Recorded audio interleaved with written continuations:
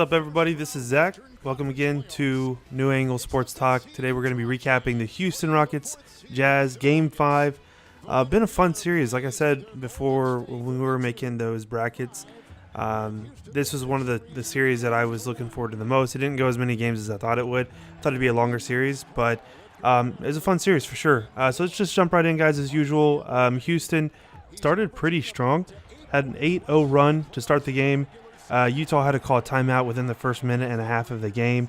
So Houston came out feeling hot and that kind of thing. So and it didn't start off with James Harden scoring or Chris Paul scoring. It started off with PJ Tucker and some of the role players. I think Clint Capella had a point, and then Eric Gordon had a big three, and then, like I said, PJ Tucker had a three as well too. So they kind of got everybody else involved at the beginning. That's kind of how it turned out. But neither team had a good first quarter. I'll say that though. The score was 20-20 by the end of the quarter.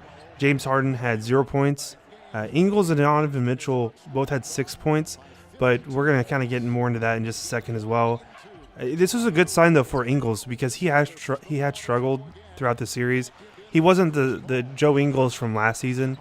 Joe Ingles from last season, when they were going through the playoffs, even though they lost to Houston in the second round when they played the Thunder in the first round. Joe Ingles was a huge reason why Paul George didn't play very well.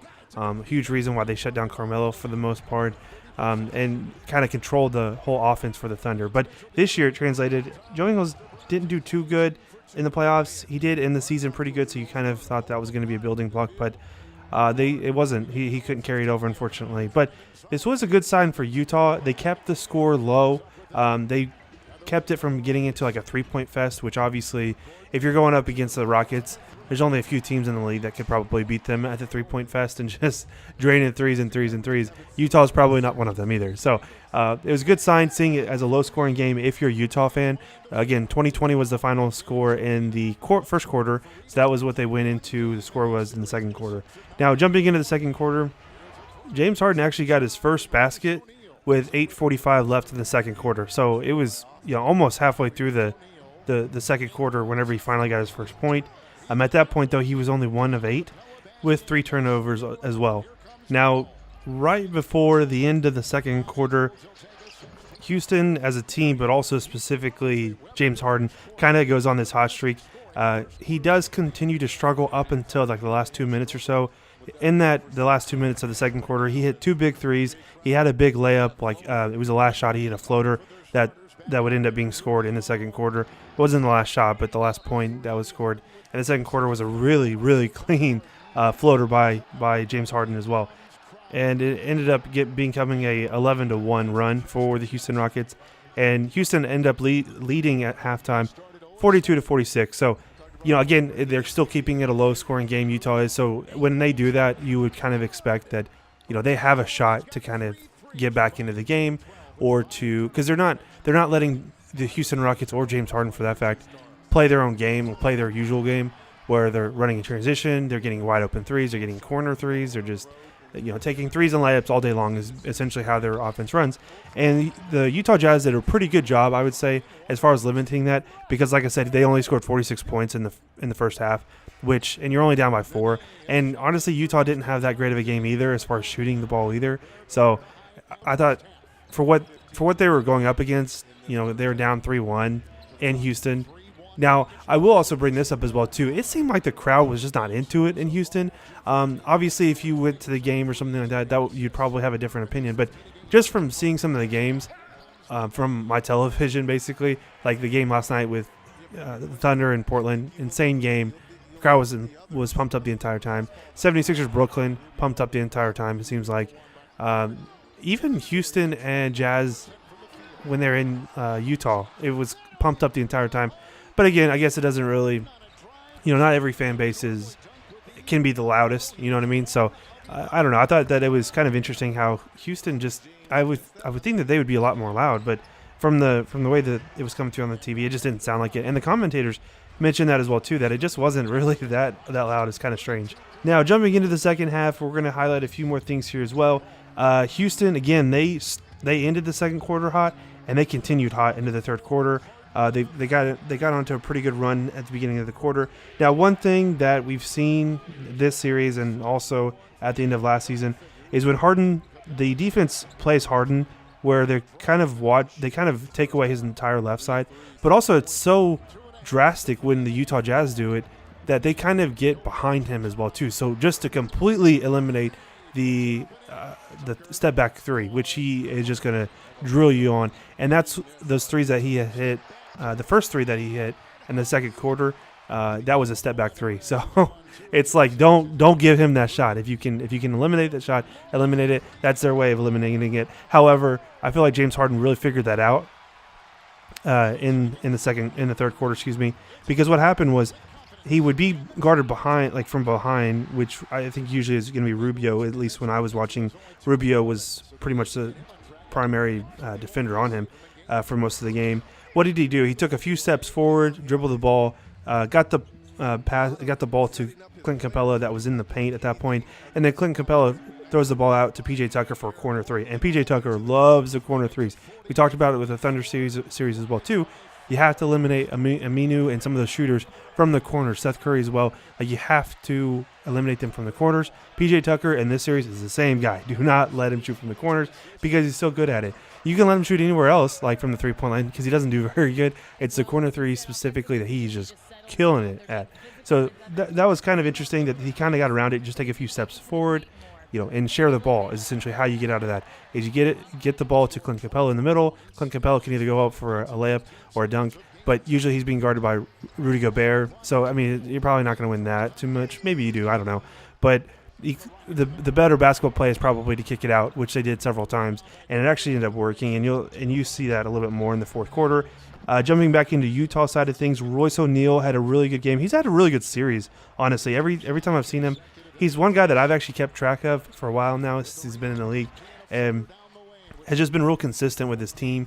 I think he was kind of like the Joe Ingles of last season, where Joe Ingles really had a stellar postseason. Now, obviously, the Utah Jazz didn't win the series, but if there's one highlight, Royce O'Neal really kind of came into his own, I feel like. He's not a superstar, but he's a solid rotational piece now at this point. He solidified that. And he's got games in the season where he can probably start, or even in the playoffs, he can probably start if you need him to as well, just depending on the rotation that you need. And again, the defense was another big, huge part of this game. PJ Tucker and James Harden through the third quarter, they each had 3 blocks, which some of the PJ Tucker blocks were just they were big time blocks too. I didn't realize he was that good of a shot blocker until I started watching some of his games in this series, and he's just been really, really consistent. James Harden had 3 steals. He goes on to get obviously a little bit more. Ending the third quarter, Nene, which he hasn't played at all this series except for this game, he had a really cool tip-in, buzzer beater tip-in to end the third quarter. Again, good signs. He's a vet. That's kind of what you expect as well too from him. So good play. Now, probably the biggest thing about James Harden that a lot of people don't like is his amount of times that he gets to shoot the ball at free throw line. If you haven't seen our video about the MVP debate, that was the first video I think I posted out, which was between James Harden and Giannis Antetokounmpo. You should probably go watch that just for the purpose of the free throws. When I talk about the free throws with James Harden a little bit, the thing is James Harden he's a gifted scorer. He can shoot from threes, but he can also he's very crafty inside the paint as well too. And when you're crafty inside the paint, you're just naturally going to get calls a lot of times whenever you're driving to the lane and drawing contact and that kind of thing. But in this game, he didn't get his first free throws until 10:27 left in the fourth quarter. So a few minutes into, a minute and a half basically into the fourth quarter, that was the first time he shot free throws. And by the way, he missed both of them. So it was kind of weird. It was just a weird game. I've never seen Houston kind of get contained like this before, where James Harden didn't have a very efficient game 3 either, or game 4. I mean, that was the last game I'm talking about. Game 4, yeah. He didn't have a very efficient game that one either, but he also didn't get to the free throw line, which is something that he's very consistent at, which I thought, again, good job by the Utah Jazz. They're known for their defense, just like some other teams, but they are probably primarily, them and the Thunder are probably Okay, there's better defensive teams. I got the Warriors are very good defensively as well too. But if you're talking about teams that are just solely known for defense, it's between the Thunder and the Jazz. And the Jazz, again, they're no, there are a lot of vets on that team. They know what to do. Great coach as well too. So they did a good job. I felt like, again, containing James Harden, which is what you have to do as much as you can. Utah did start their quarter on their own 10-2 run, so they came out real good. The game started really getting interesting in the fourth quarter. Around, I think it was like 8 minutes left in the game. 8 minutes left in the fourth quarter. They just kept trading baskets, and it was real nip and tuck the entire time, like real close back and forth the entire time. About 3:46 left in the fourth quarter, though. James Harden gets his 5th foul. And there was just a sequence of events that was just really entertaining in this game. Jay Crowder did hit 2 huge threes with about 2.5 left in the game.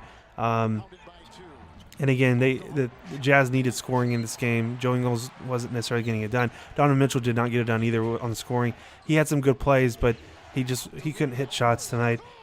Jay Crowder hit 2 big threes that kind of kept them in the game. After that, Harden hit a good floater. But the reason why this was kind of special, in my opinion, is going back to where I was talking about how Rubio is guarding him from behind. This is the same time when James Harden hit that floater, Rubio was guarding him from behind again, which is I don't get it, but anyways, not a big deal. And he's guarding him from behind, and then all Harden has to do is take like 2 steps forward or 3 steps forward, and then shoot a floater, and then how are you going to guard it? Like otherwise, he's just going to pass it if you step up, and then then you got an easy dunk, which is even worse. I would probably just give him a floater every time if I had to, I guess. Right after that, Rubio has a corner 3, completely airballs it. There's about a minute left in the game at that point. And that actually would have given them the lead if he would have made that, but he just couldn't make the shot down, and he's not a good 3-point shooter anyways. We've kind of known that about Ricky Rubio. After that, Tucker gets fouled. He misses 2 free throws, keeping them in the game. Right after that, though, Donovan Mitchell gets the ball, and he turns over the ball in the half court. Then Tucker gets fouled again. He hits 2 free throws, so he makes up the ones that he just missed. Then on the other side, Gobert gets stripped by James Harden. So it's like, you have him, you're so close, and then they miss 2 free throws, and then you turn over the ball. Then they make 2 free throws, so now you got to score. Then you turn over the ball again. It just wasn't happening for the Utah Jazz tonight.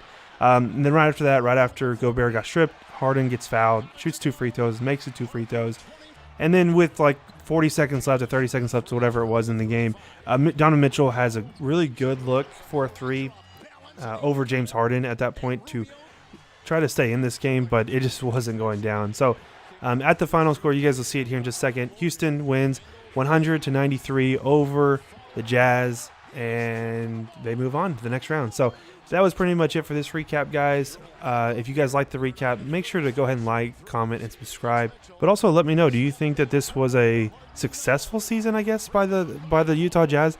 They definitely didn't go out the same way the Thunder did last night, which was in terrible fashion. But do you think that there's some positives that they could take from this? Or do you think that it was basically just because they couldn't get farther than they did last year? They played the same opponent. They got bounced out by the same opponent, but they couldn't beat them again. Do you think it was a failure season, or do you think it's something to keep building on, or do you think it was a success? Leave your comment in the comment description below, guys. As usual, like I said, comment, like, subscribe. We'll see you in the next one.